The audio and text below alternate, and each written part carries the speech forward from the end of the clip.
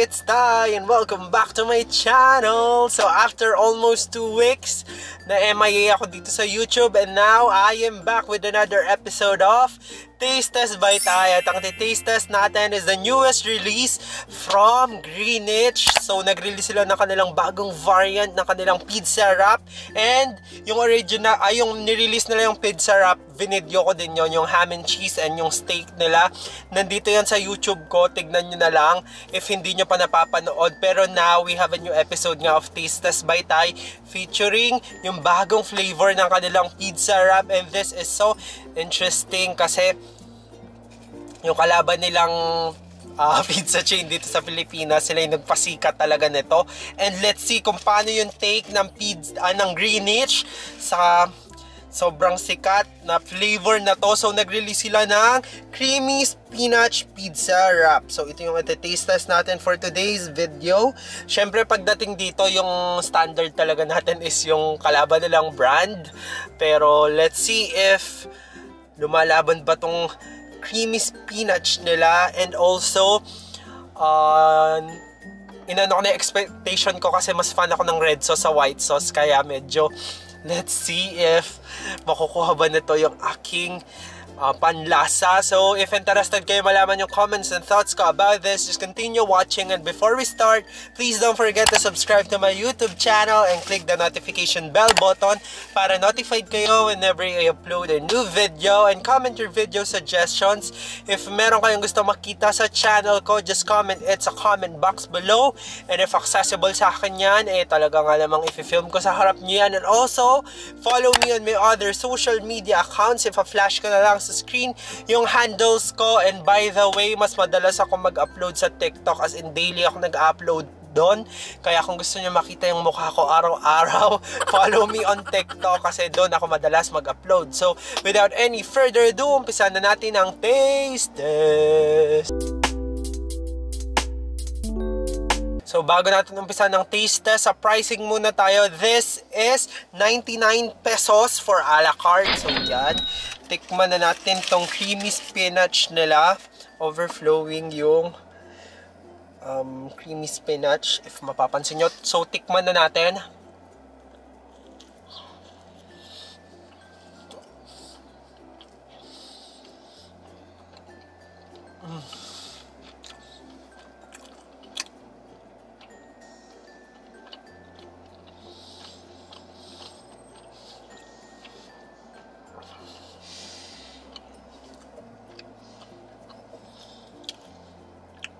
One last bite bago ko sabihin yung comments ko. Tignan nyo naman, overflowing.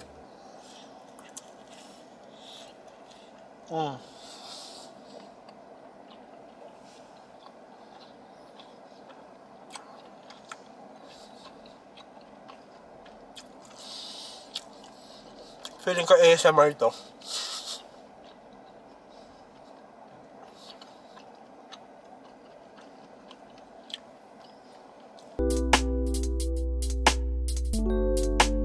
So I am ready to give my thoughts para dito sa newest release ng Greenwich, which is yung creamy spinach pizza wrap.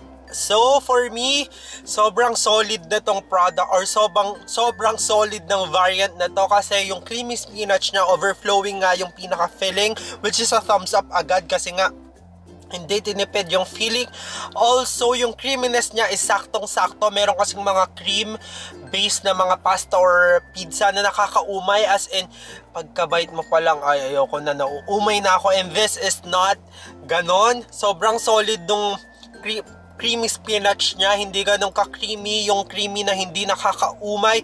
And also, yung cheese niya din, nag-blend dun sa cream. Kaya sobrang solid. And yung spinach, and yun, para siyang, actually parang medyo may pagka-carbonara nga yung cream niya, yung Pinoy carbonara, may ganun yung pagka-cream niya, pero okay na okay. Also yung saltiness, hindi ganun ka-salty, meron ding sweetness sa kanya, pero hint lang, subtle lang yung sweetness. And yes, it is a must try. Kaya if fan ka ng creamy spinach ng kalaban nilang brand, try mo to. Definitely magugustuhan mo rin to. And yun, sobrang solid ng product na to and it is a must try. Kaya kung ako sa inyo, pumunta na kayo sa nearest Greenwich para i-try itong newest addition sa kanilang menu, which is yung creamy spinach pizza wrap. So yun lang yung masasabi ko dito sa newest release ng Greenwich. Yun lang. So, idagdag ko lang yung pinaka-crust na ginamit or itong tinapay ay sobrang perfect din. Hindi siya yung ganong kakapalan. Kaya, di ba yung iba makakapal yung ginagamit ng ganito? Ito, sobrang thin. Ay, hindi naman sobrang thin. Saktong-sakto yung size or saktong-sakto yung kapal ng pinaka-crust. Kaya perfect. And I think perfect din to with hot sauce. Kaso wala akong hot sauce ngayon. Sana kung sabay ko to kinain, matatry ko siya with hot sauce. Pero feeling ko perfect siya with hot sauce. Kaya if may hot sauce kayo, try nyo tong kainin with hot sauce. So it's now time for my rating para dito sa newest release ng Greenwich, which is yung pizza wrap na creamy spinach variant. So para dito, bitawan ko muna kasi magja-drum roll tayo. So for this product, bibigyan ko to ng...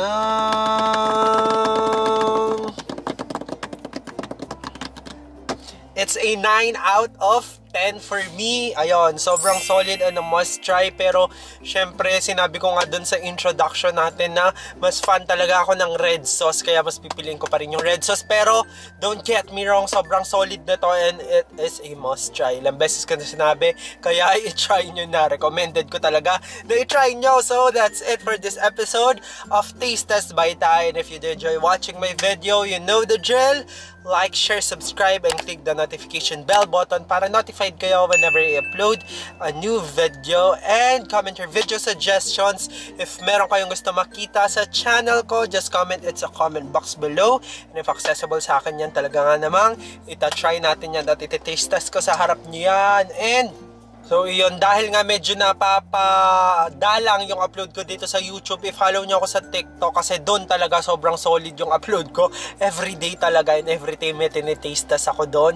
Kaya i-follow nyo na ako sa TikTok kung gusto nyo makita yung mukha ko araw-araw. So yun, mas active kasi ako sa TikTok than YouTube nowadays. So maybe soon babalik tayo sa YouTube, pero for now yung focus ko sana is nasa TikTok muna. So for now, this has been Tay and I will see you guys on my next one. TY, cheerios, bye bye.